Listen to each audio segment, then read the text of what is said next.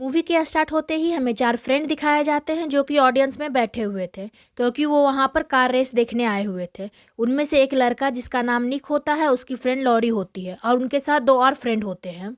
वो जहाँ पर बैठे हुए था उस जगह का नाम 180 था। वहाँ पर सब लोग काफ़ी इंजॉय कर रहे थे, लेकिन निक थोड़ा अपसेट था। उसे कुछ अच्छा नहीं लग रहा था।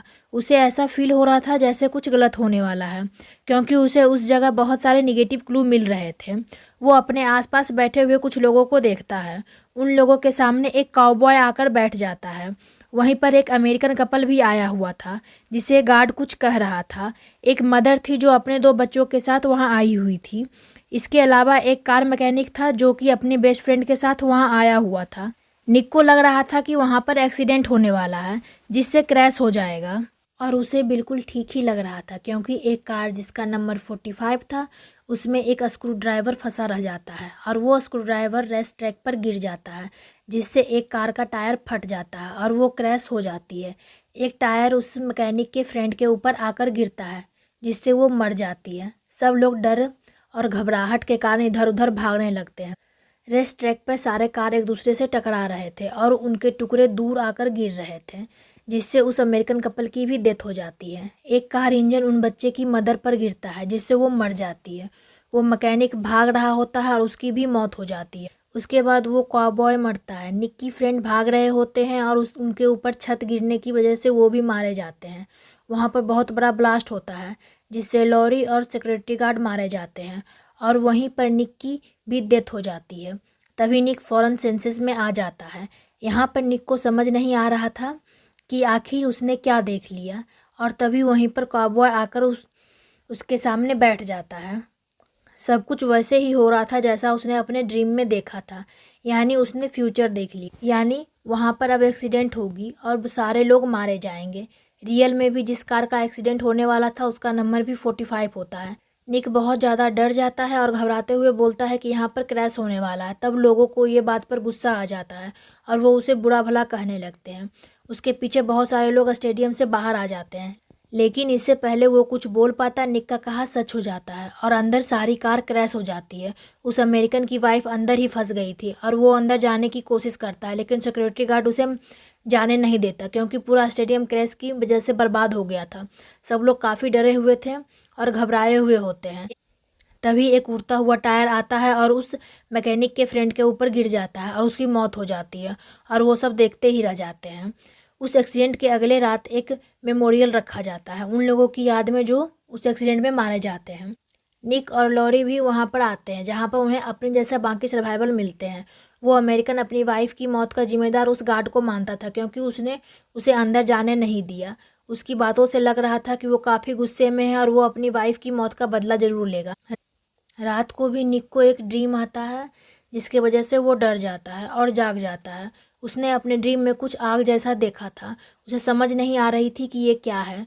दूसरी तरफ वो अमेरिकन काफ़ी नशे में था और वो गार्ड के घर की तरफ जाता है।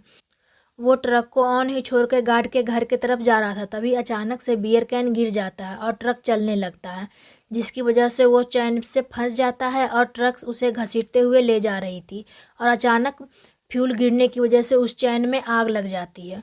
वो चिल्ला रहा था और उसकी चिल्लाहट की आवाज़ सुनकर वो गार्ड बाहर आ जाता है। इतने देर में आग इंजन तक पहुंच जाता है और ट्रक ब्लास्ट हो जाती है। तब निक ये न्यूज़ देखता है तो वो समझ जाता है कि जो ड्रीम वो देखा था वो अमेरिकन की मौत का था। अभी वो इस बारे में सोच ही रहा था कि उसे फिर से दूसरा ड्रीम आता है। ड्रीम तो वो देख लिया था, लेकिन उसे इस बार भी पता नहीं चलता कि अब डेथ की किसकी बारी है। वो मदर अपने बच्चे के साथ एक सैलून में जाती है। उस लेडी के बच्चे साइन बोर्ड पर पत्थर मार रहे थे और वहाँ का गार्डनर उन्हें ऐसा करने से मना कर रहा था और वहाँ से उसे भगा देता है। जब वो लेडी सैलून में होते हैं तो वहाँ पर बहुत सारे ऐसे एक्सीडेंट होते हैं जिसमें वो लड़की मर सकती थी, लेकिन उन सब एक्सीडेंट से वो बच जाती है। लेकिन जब वो घर वापस जा रही होती है तब एक ग्रास कटर से पत्थर हिट होता है, जो सीधा उसके आकर आँख में लगता है और वो मर जाती है। वो पत्थर किसी और ने नहीं बल्कि उसके बच्चों ने ही फेंका था। उस लेडी की डेथ से निक को पता चलता है कि डेथ उनके आसपास ही है। न्यूज़पेपर के ऊपर भी 180 लिखा हुआ था। वो इसके बारे में रिसर्च करते हैं, तब उनको 180 की पूरी तबाही के साथ साथ डेथ की पूरी कॉन्सेप्ट के बारे में भी पता लग जाता है। कि वो कैसे काम करता है। और वहीं पर उन्हें डेथ के बारे में इंफॉर्मेशन मिलती है कि अगर वो डेथ की प्रोसेस को रोक पाएंगे तो ये ख़त्म हो जाएगी। लेकिन असल में ऐसा कुछ नहीं था। निक को एक और ड्रीम आता है और अब वो डेथ के बारे में तो जान चुका था, लेकिन उसे ये पता नहीं था कि अगली बारी किसकी है। और ये पता करने वो स्टेडियम में जाता है जहाँ क्रैश हुआ था। वहाँ पर वो गार्ड से मिलते हैं और गार्ड उसे कैमरा फुटेज दिखाता है, जिससे पता चलता है कि अगली बारी उस मैकेनिक की है। अब वो तीनों उस मैकेनिक के पास जाते हैं, उसके शॉप पर, और वो मैकेनिक को सब कुछ बता देते हैं, लेकिन वो उनकी बात पर यकीन नहीं करता। तभी वो देखता है कि एक वैन उसकी तरफ आ रही है, लेकिन वो किसी तरह से बच जाता है। और अब उसको उन लोगों की बातों पर यकीन आ चुका था, लेकिन अब काफ़ी देर भी हो चुकी थी। तब अंदर से एक सिलेंडर आता है जिससे उसके टुकड़े टुकड़े हो जाते हैं। अब निक उन्हें बताता है कि अगली बारी उसकी फ्रेंड हंट और जेनेट की है। निक को फिर से ड्रीम आता है, जिससे उसे पता चलता है कि उन दोनों की मौत पानी की वजह से होने वाली है। तब उन्हें प्लान आता है। तब वो सोचते हैं कि हंट के पास निक जाएगा और जेनेट के पास लॉरी और गार्ड जाएंगे। जेनेट जो कि एक कार वॉश एरिया में थी और हंट एक वाटर पार्क में आया था। जेनेट कार वॉश में जा ही रही होती है, लेकिन किसी खराबी के कारण वो बीच में ही फंस जाती है। अब सारे दरवाजे बंद थे, इसलिए वो बाहर भी नहीं आ सकती थी और किसी को फ़ोन भी नहीं कर सकती थी, क्योंकि वहाँ पर सिग्नल नहीं आ रहे थे। यही नहीं, बल्कि उसके कार का सनरूफ भी खराब हो चुका था। तब सनरूफ तो थोड़ा सा खुल जाता है, लेकिन अब उसके ऊपर पाइप टूट जाता है और सारा पानी कार के अंदर आने लगता है। दूसरी तरफ हंट का फेवरेट कॉइन स्विमिंग पूल में गिर जाता है और हंट उसे लेने के लिए पूल में चला जाता है। हंट देखता है जिस होल से पानी ड्रेन हो रहा है उसका कॉइन वहाँ चला जाता है और हंट उस ड्रेन होल में फंस जाता है। और दोनों को तो पानी से ही मरना था, तो वो दोनों बुरी तरह से पानी में फंस जाते हैं। जेनेट की पूरी कार पानी से भर जाती है। वो किसी तरह बहुत मुश्किल से अपना सर सनरूफ से बाहर निकाल लेती है। जेनेट सोच रही थी कि अब वो शायद बच सकती है, क्योंकि अब तो वो आसानी से सांस भी ले रही थी। लेकिन तभी अचानक से कार चलने लगता है और जेनेट को अपनी मौत अपने सामने ही नज़र आ रही थी, लेकिन लॉरी उसे बचा लेती। वो अपनी कार से उसकी कार को रिवर्स करके उसकी जान बचाने में कामयाब हो जाते हैं। अब जेनेट को बचाने में वो लोग सफल हो जाते हैं, लेकिन हंट अभी तक उसी पूल में फंसा रहता है और निक भी वहाँ पहुँच जाता है, लेकिन वो हंट को नहीं ढूंढ पाता और हंट की बहुत बुरी तरीके से मौत हो जाती है। अब यहाँ पे तो हंट मर गया था और जेनेट बच गई थी, तो अगली बारी उस गार्ड की थी। वो गार्ड इस दुनिया में बिल्कुल अकेला था, इसलिए उसे अपनी डेथ से ज़्यादा फर्क नहीं पड़ रहा था, क्योंकि उसकी फैमिली मर चुकी थी और उसे भी जीने का शौक नहीं था। लेकिन निक और लॉरी को ऐसा क्लू मिल जाता है जिससे वो उस गार्ड को बचा सकते हैं और वो उन इंस्ट्रक्शन को फॉलो करके उस गार्ड के घर पहुंच जाते हैं। उस गार्ड के घर पहुंचकर वो दोनों देखते हैं कि उसने अपने आप को फांसी पर लटकाए हुए था, लेकिन अभी तक वो जिंदा था। वो उन दोनों को बताता है कि वो सुबह से अपनी जान लेने की कोशिश कर रहा था, लेकिन वो हर बार नाकामयाब हो रहा था। तब वो लोग सोचते हैं कि जेनेट को बचाकर डेथ को वो लोग पीछे छोड़ चुके हैं और अब वो लोग सुकून से अपनी लाइफ वो लोग डिसाइड करते हैं कि वो लोग सेलिब्रेशन करने वो सब एक ट्रिप पर जाएंगे। निक अपना सामान पैक कर रहा होता है और लॉरी अपनी फ्रेंड के साथ फिल्म देखने गई हुई थी। तभी निक देखता है कि टीवी पर उस कॉबॉय की न्यूज़ चल रही थी कि उसे क्रैश से बचा लिया था। तब निक समझ जाता है कि अब बारी काउबॉय की है।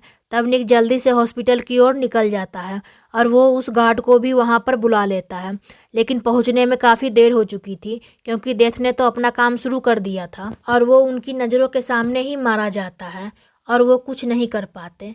अब निक और गार्ड वहाँ से निकलते हैं, क्योंकि उन्हें लॉरी और जेनेट को बचाने जाना था। वो दोनों बातें करते हुए वहाँ से जा रहे थे, तभी एक एम्बुलेंस गार्ड को उड़ाकर मार देता है। तब निक उस मॉल तक पहुँचता है और उसे फिर से एक ड्रीम आता है और वो लॉरी को ढूंढने लगता है और वो लॉरी को ढूंढ लेता है। लॉरी सिनेमा हॉल में बैठी हुई थी और डेथ ने भी अपना काम शुरू कर दिया था। सिनेमा हॉल के बगल वाले रूम में आग लग गई थी। निक लॉरी को ढूंढ लेता है और बताता है कि मौत का ये खेल अभी ख़त्म नहीं हुआ है और बेहतर होगा कि उन्हें वहाँ से जाना चाहिए। लेकिन जेनेट उनके साथ नहीं जाना चाहती थी और वहाँ बैठकर मूवी एंजॉय करती है। तभी मूवी में ब्लास्ट होता है और वो ब्लास्ट रियल बन जाता है, जिससे जैनेट भी मारी जाती है। और अब अगली बारी लॉरी की थी। वो उस मॉल से निकलने की कोशिश करती है, लेकिन ब्लास्ट के कारण लॉरी का पैर एक्सीलेटर में फंस जाता है और वो निक के सामने ही मर जाती है। और तभी निक फौरन सेंसेस में आ जाता है, यानी एक बार फिर से उसने फ्यूचर देख लिया था और वो उस गार्ड के साथ उस हॉस्पिटल से बाहर आ रहा होता है। गार्ड उससे बातें करते हुए चल रहा था। अब गार्ड के साथ क्या होने वाला था ये निक जानता था। इससे पहले वो खुद को संभाल पाता, वो एम्बुलेंस गार्ड को हिट कर देती। अब निक मॉल में जाता है। वो सिनेमा हॉल में जाने की बजाय वो आग वाले रूम में चला जाता है, क्योंकि वो सब लोगों को बचाना चाहता था। वो आग बुझाने की कोशिश करता है, जिसमें वो जख्मी भी हो जाता है, लेकिन इसके बाद भी वो आग को बुझा देता है। और यहाँ पर वो सोच रहा था कि उसने सबकी जान बचा ली है। इसके बाद हमको 2 वीक के बाद का सीन दिखाया जाता है। वहाँ पर हमें बस दिखाई जाती है जिस पर 180 लिखा हुआ था। वो एक कैफ़े में बैठे हुए होते हैं। उस कैफ़े का नाम डेथ बाय कैफीन होता है और वहाँ पर भी निक को बहुत सारे नेगेटिव क्लू मिल रहे होते हैं, जिन्हें देखकर वो अपसेट हो जाता है। वो सारे क्लू को देखकर निक समझ जाता है कि उसने कुछ चेंज नहीं किया है और ना ही उसने लोगों की जान बचाई है, बल्कि ब्लास्ट तो होना ही नहीं था।